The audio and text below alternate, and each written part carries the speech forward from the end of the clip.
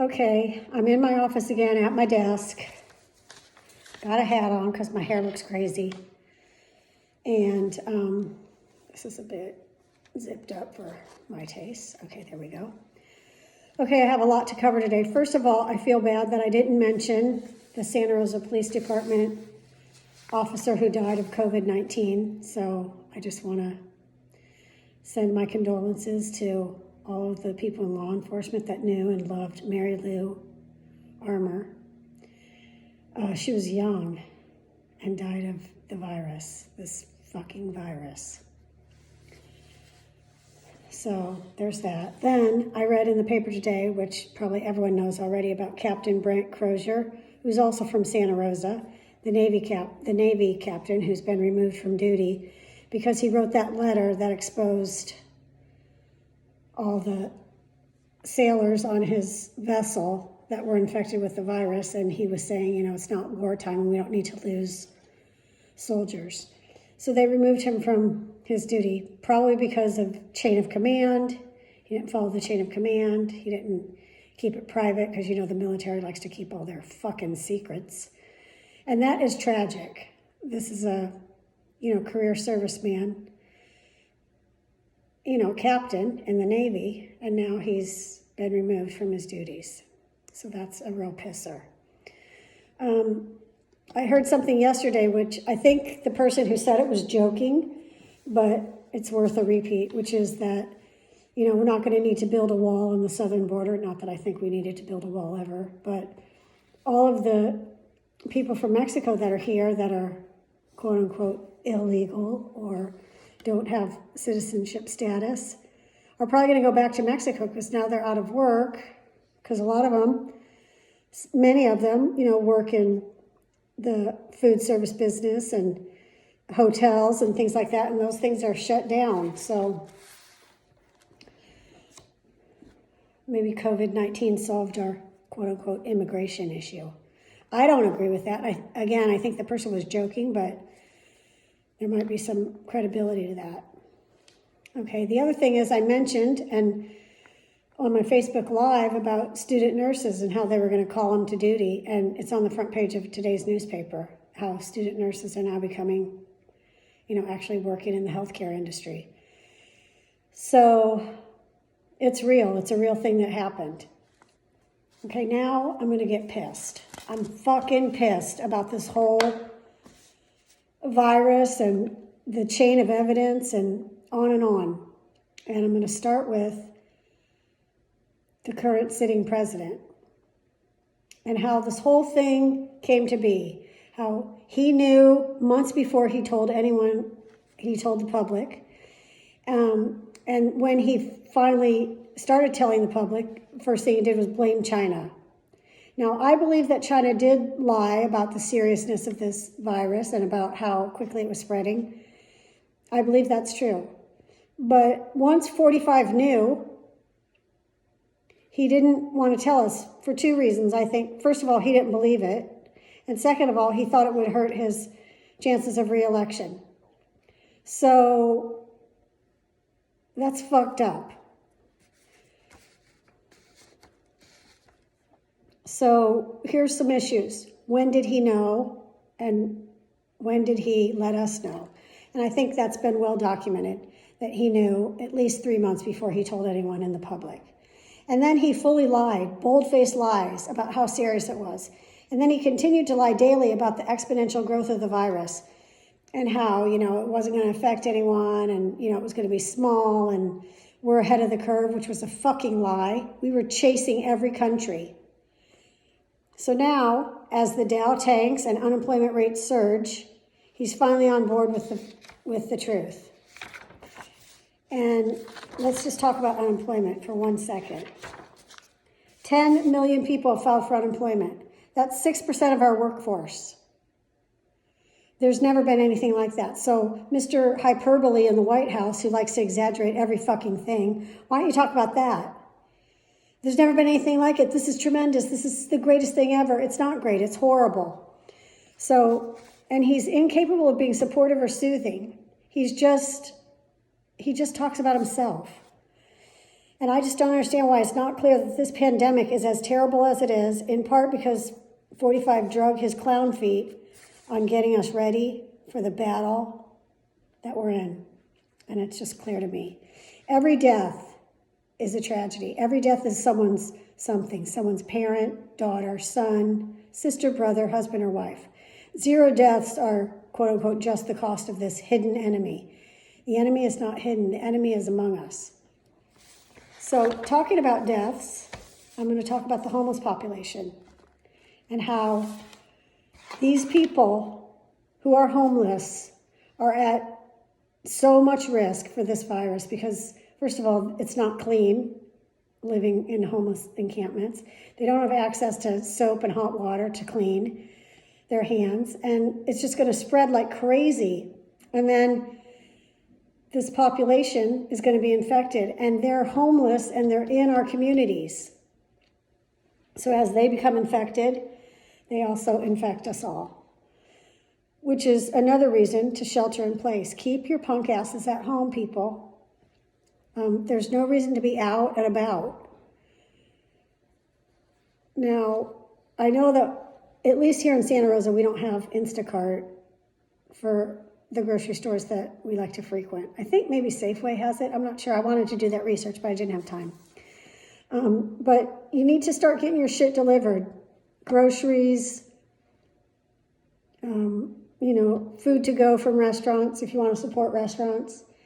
You don't need to be going out. Now, I know that all of the stores are really taking their precautions, like letting only 10 people in at a time and putting up like sneeze screens between the cashier and the customer, wiping down the conveyor after every customer, wiping down that little pad that you use to put in your PIN code to pay for your groceries.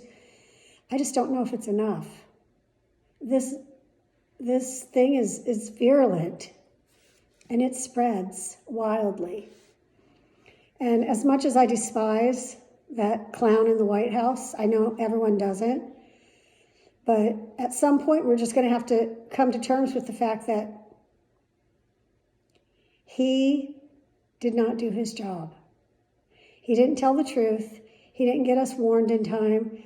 And what's with the federal stockpile of ventilators and masks and PPEs? And why is the stockpile a shit pile? I want to know why the owner of the Patriots, Mr. Tug and Rub, had to fly to fucking China on his private jet to bring masks home for our healthcare workers. I mean, if that just doesn't gull you, I don't know what will. And, there's a theory going around that these rich, uber rich residents of the United States should be doing something. They should pitch in. They have all this money, and whether they employ workers or not, or they're just independently billionaires, they need to help out. I mean, I know Bethany Frankel from The Real Housewives of New York is doing her own thing where she's getting PPEs and getting them out to people. But she's a New Yorker. And she's helping the New York outbreak, which is important because that's the biggest fucking outbreak we have. But this is a global issue, but we have to start thinking locally. And the way to do that is to find out who are the rich people locally in your local community who have the ability to help and the connections. And we're very, very fortunate in California because we have Silicon Valley and they can really help with there's a lot of million billionaires down there. And they are helping. And there's creative people. I saw this one company, and it's a little hokey dokey, but whatever. They came up with a baseball cap, and they cut a little thing out of the baseball cap and then put a protective screen attached to the cap, and you could take the screen off and wash it and sanitize it. And they're producing thousands of those to send out to healthcare workers. Again, it's a little hokey, got to put on a baseball cap, and they actually clearly cut the cap. I mean, it looks like some kindergartner made it, but it is a protective mask. And I know lots of people in healthcare, and I'm worried about all of them. I mean, I thank them for their service because literally you're walking into a war zone every single day, ill-prepared to fight the war. And shit runs downhill, so that shit starts at the top. And the top is the clown in the White House. So I don't know how he gets on TV every day and says we're doing everything we can, because clearly he's behind the 8 ball on that. He might be doing everything he can now, but he was so late in getting started that we're fucked. So we all have to do our little bitty part. Today, right now, as we speak, my husband, my daughter, and my husband's best friend are flying down to Costa Mesa to get all Grace's stuff out of the dorm room. Her college is on lockdown. She has a person from Residence Life and campus security meeting them so she can go in her room and get all her stuff. We packed up little bags with a N95 mask, a pair of gloves, and some Clorox wipes. And I said, don't touch anything. No doors without wiping them down. No, nothing. Get in your room, close the door, pack up your stuff, and when you leave, Clorox wipe the handles. And I'm stressed, and my daughter Leah is really stressed. She's worried about them. And when they get home, they're not freaking coming in my house till they take off their shoes and take off their clothes. I'll have little outfits for them in the garage, because it's dangerous. It's scary to go into another population and then come back to us. And I mean, I don't even know how susceptible I am. I mean, yes, I have a compromised immune system, and yes, I have a tendency to get respiratory illnesses, but I don't know. I mean, I'm worried about it. I'm afraid, but mostly I'm just mad about it. And I just want to stay safe, and I want us to get back to our lives. I want my kid to have a graduation ceremony. I want her to be able to go to college. I mean, right now we're thinking, is she even going to start college in the fall? Either one of them. I'm going to be stuck with these freaking teenagers at my house, who I love and adore, but, you know, it's time for next steps, people. So that's where we are. We're living in a country right now led by someone who's ill-prepared to lead, and half the country's going to reelect this or vote for him. I don't know if we're going to reelect him. I pray every night that we don't. But I don't know. I'm not in charge of all that. I know where my vote's going, and it's not going for him. But the one good thing about all this is that it's clear, it's been revealed, even more than it was revealed before, how inept he is. And he's trying to manage, quote unquote, this whole crisis the way he managed his businesses, which means bankrupt. It's a shit show. I can't stand him. I despise him, and I don't even want to hear his stupid fucking voice on the TV. So for every goddamn news conference that he does, Gavin Newsom gives one, and I'll listen to him all day with his little catchphrases in real time and personal distancing, physical distancing, and the other little funny things he says, because he's better than orange clown face. So come at me. Come for me. I can take it. Okay. I'm a little worked up. I'm sorry. I'm actually not sorry, because this is serious and we're all stuck. We're sheltering in place. We're doing our part, and we could have been doing it sooner so that we could get out of it quicker. The curve is flattening in California, but we're still no school. And the rest of the country, I don't know. I mean, this is still globally spreading. I mean, we had 1 million cases worldwide, 1 fucking million, with, I think, over 200,000 deaths. 200,000 brothers, sisters, husbands, wives, daughters, sons, parents, grandparents. These are people that have people, and it is sad. Yeah, my mom died of a virus. I don't know, it just doesn't sound right. It's become catastrophic, and I really think it could have been managed a lot better. And that is my humble opinion. The opposite of humble. All right, I'm 14 and a half minutes in, and I'm going to go because I don't have anything good to say. But I do love all of you, and I thank you for all of your support, and I'll see you guys on Monday. You know, I take the weekends off for drinking and drug taking and kidding. But whatever you got to do to get through it. All right, bye.